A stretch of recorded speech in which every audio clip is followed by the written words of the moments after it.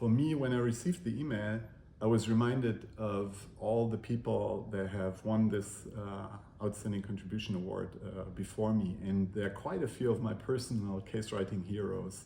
And so it was really a moment of pride that I was somehow in this really astonishing lineup. So that was really the first thought I had.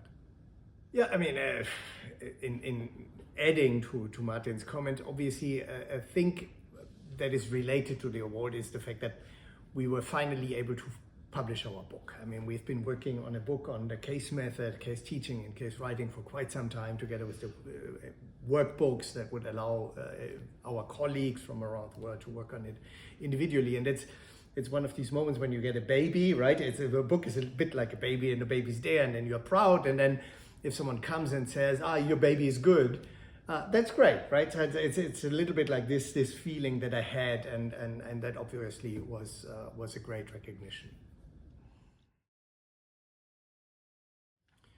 I think in the classroom it works well for especially two reasons. On the one hand level, it's a didactic vehicle that typically allows not only a cognitive exploration of a certain topic, but also deep emotional experience. And this is some of the superficial things that you might sometimes have in your mind.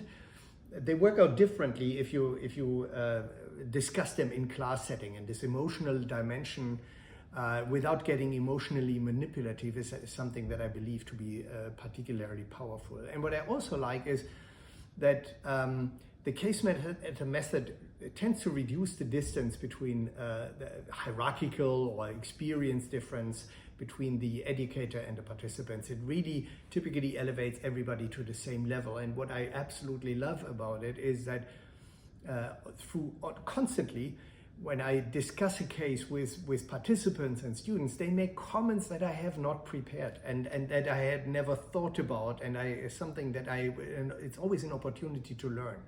And I think this is super powerful for everybody involved. If there is one thing to add, it's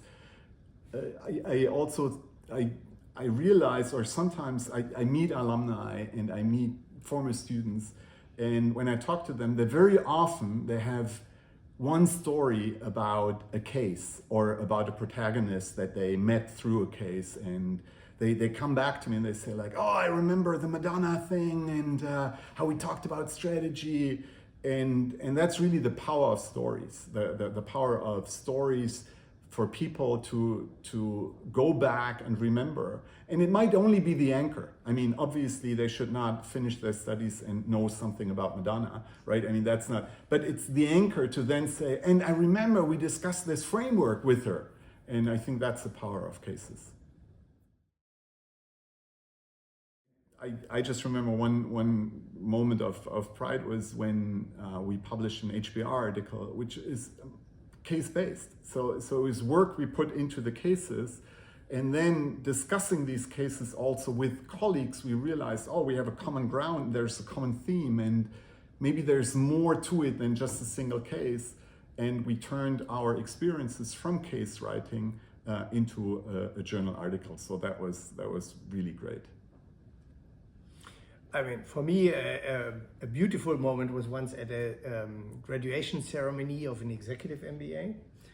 And there was this one student who probably already had maybe one or two drinks too many, but he came to me and he said, I don't recall exactly the wording, but I think he said something like, Urs, you were the most evil teacher here, etc., etc.